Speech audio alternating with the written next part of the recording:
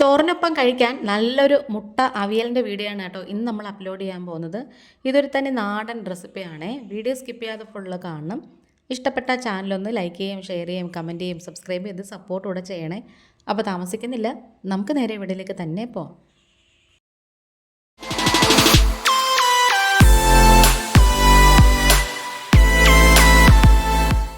ഈ ഒരു മുട്ട അവിയൽ ഉണ്ടാക്കാൻ വേണ്ടിയിട്ട് ഞാനൊരു 3 മുട്ട പുഴുങ്ങാനായിട്ട് ഇട്ടിട്ടുണ്ട്.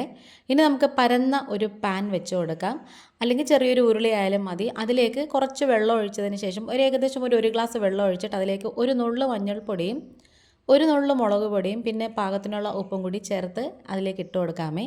ഇനി ഞാനിവിടെ ഒരു കുഞ്ഞ് മുരിങ്ങയ്ക്കയുടെ പകുതിയും ഒരു ഉരുളൻകിഴങ്ങും അതുപോലെ തന്നെ ഒരു പകുതി സവോളയും ഒരു പച്ചമുളകും കൂടി എടുത്തിട്ടുണ്ട്. ഇനി ഇതെല്ലാം കൂടി അതിലേക്ക് അങ്ങ് ഇട്ട് കൊടുക്കണം. അപ്പോൾ ഉപ്പൊക്കെ നമ്മൾ നേരത്തെ തന്നെ ഇട്ടിട്ടുണ്ട്. ഇനി ഇത് നന്നായിട്ട് മിക്സ് ചെയ്തതിന് ശേഷം ഒന്ന് അടച്ച് വെച്ച് നന്നായിട്ടൊന്ന് വേവിച്ചെടുക്കണം. അപ്പം ഇതിൻ്റെ വെള്ളവും മറ്റും അത്യാവശ്യം നന്നായിട്ട് വെന്തും കിട്ടും. കഷ്ണങ്ങളൊന്നും ഉടഞ്ഞു പോകാതിരിക്കാൻ പ്രത്യേകം ശ്രദ്ധിക്കണേ. ഉരുളക്കിഴങ്ങൊക്കെ ഇത് ഞാൻ ഈ സ്പാറ്റില കൊണ്ടൊന്ന് മുറിച്ചപ്പോൾ തന്നെ രണ്ടായിട്ട് മുറിഞ്ഞിട്ടുണ്ട്. നന്നായിട്ട് വെന്ത് വന്നിട്ടുണ്ട്, പക്ഷേ ഉടഞ്ഞു പോയിട്ടുമില്ല. മുരിങ്ങയ്ക്കയും അതുപോലെ തന്നെ നന്നായിട്ട് ഇങ്ങനെ വെന്തൊക്കെ വന്നിട്ടുണ്ട്. നല്ല ചൂടുണ്ട് കേട്ടോ, നന്നായിട്ട് വെന്ത് വന്നിട്ടുണ്ട്. ഇനി ഇതിൻ്റെ അരപ്പ് കൂട്ട് റെഡിയാക്കി എടുക്കാം. ഒരു കുഞ്ഞ് തേങ്ങയുടെ അരമുറി തേങ്ങയിലേക്ക് ഒരു 1/2 ടീസ്പൂൺ ജീരകം, ഒരു 2-3 ചുവന്നുള്ളി മുറിച്ചത്, ഒരു നുള്ളു മഞ്ഞൾപ്പൊടിയും ഒരു 1/4 ടീസ്പൂണ് എരിവുള്ള മുളക് പൊടിയും കൂടി ചേർത്തിട്ട് ഒന്ന് തരിതരിപ്പായിട്ടൊന്ന് അരച്ചെടുക്കണേ. തരിതരിപ്പെന്ന് പറഞ്ഞാൽ തീരെ നമ്മൾ തോരൻ അരയ്ക്കുന്ന പാകമല്ല, അതിനേക്കാളും ഒരു ഇച്ചിരിയും കൂടെ ഒന്ന് അരഞ്ഞ് കിട്ടുന്ന പാകത്തിൽ അരച്ചെടുക്കണം. ഇനി മിക്സിയുടെ ജാറിൽ കുറച്ച് വെള്ളവും കൂടി ചേർത്തിട്ട് ഇതിലേക്ക് അങ്ങ് ഇട്ട് കൊടുക്കാം. ഈ അരപ്പൊന്ന് വെന്ത് കിട്ടാൻ വേണ്ടിയിട്ടാണേ.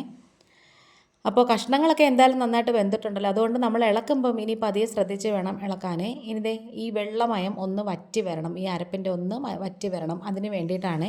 ഇതുപോലെ പാൻ ഒന്ന് കൂടെ ഒന്ന് കുലുക്കി കൊടുക്കുകയാണെന്നുണ്ടെങ്കിൽ ഈ കഷ്ണമൊന്നും ഉടഞ്ഞു പോകത്തില്ല. അപ്പോൾ ഇപ്പം തന്നെ ഉപ്പും കാര്യങ്ങളൊക്കെ പാകത്തിനാണോ എന്ന് നോക്കണം. കുറവാണെങ്കിൽ ഇപ്പം തന്നെ ചേർത്ത് കൊടുക്കും. ഞാനൊരു ഇച്ചിരി ഉപ്പും കൂടി ചേർത്ത് കൊടുത്തിട്ടുണ്ട്, ഉപ്പ് കുറവായിരുന്നുകൊണ്ട്. ഇനി ഇത് നന്നായിട്ട് ഇങ്ങനെ ഒന്ന് മിക്സ് ചെയ്ത് യോജിപ്പിച്ചെടുക്കണേ. നല്ല ടേസ്റ്റാണ് കേട്ടോ ഈ ഒരു മുട്ട അവിയൽ എന്ന് പറയുന്നത്.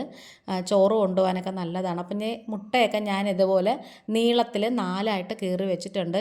ഇതൊക്കെയെന്ന് പറഞ്ഞാൽ പണ്ട് നമ്മുടെ അമ്മമാരും അമ്മൂമ്മമാരൊക്കെ ഉണ്ടാക്കുന്ന ഒരു പഴയ കാല റെസിപ്പീസൊക്കെയാണ് കേട്ടോ. ഇപ്പം പക്ഷേ ഇതൊക്കെ എല്ലാവർക്കും ഭയങ്കരമായിട്ട് ഇഷ്ടപ്പെടുന്നുണ്ട്. പുതിയ റെസിപ്പീസൊക്കെ വരുമ്പോഴത്തേക്കും എപ്പോഴും നമ്മൾ ഇഷ്ടപ്പെടുന്നത് ഇതുപോലത്തെ നൊസ്റ്റാൾജിക് ആയിട്ടുള്ള പഴയ കാലത്തെ റെസിപ്പികളോടാണ്. അപ്പോൾ ലാസ്റ്റ് നമുക്ക് കുറച്ച് പച്ച വെളിച്ചെണ്ണ ഒഴിച്ചു കൊടുക്കണം, പിന്നെ കുറച്ച് കറിവേപ്പിലയും കൂടി ചേർത്ത് കൊടുത്താൽ മതി. അപ്പോൾ ഇനി നമ്മൾ കഷ്ണങ്ങളൊക്കെ ഉടഞ്ഞു പോകാതെ, മുട്ടയൊക്കെ ഉടഞ്ഞു പോകാതെ വളരെ ശ്രദ്ധിച്ച് വേണം ഇളക്കാനേ. ചിലപ്പോൾ മഞ്ഞക്കുരുവൊക്കെ അതിനകത്ത് നിന്ന് ഇളവി കിടപ്പുണ്ടായിരിക്കും, അത് കുഴപ്പമൊന്നുമില്ല. പതിയെ ശ്രദ്ധിച്ചങ്ങ് എത്രത്തോളം ശ്രദ്ധിച്ച് ഇളക്കാൻ പറ്റുമോ ആ ഒരു രീതിയിൽ നല്ലോണം ഒന്ന് ശ്രദ്ധിച്ച് കെയർ ചെയ്തങ്ങ് ഇളക്കിയാൽ മതി കേട്ടോ. അപ്പോൾ നമ്മുടെ വീഡിയോ വൈൻഡപ്പ് ചെയ്യാറായി. ഇതുപോലെ ഒന്ന് തട്ടി പൊത്തി ഒന്ന് വെച്ച് കൊടുക്കണേ. ഇന്നിപ്പോൾ ഇത്രയേ ഉള്ളൂ. വീണ്ടും വരാം വേറൊരു വീഡിയോ ആയിട്ട്. Thanks for watching.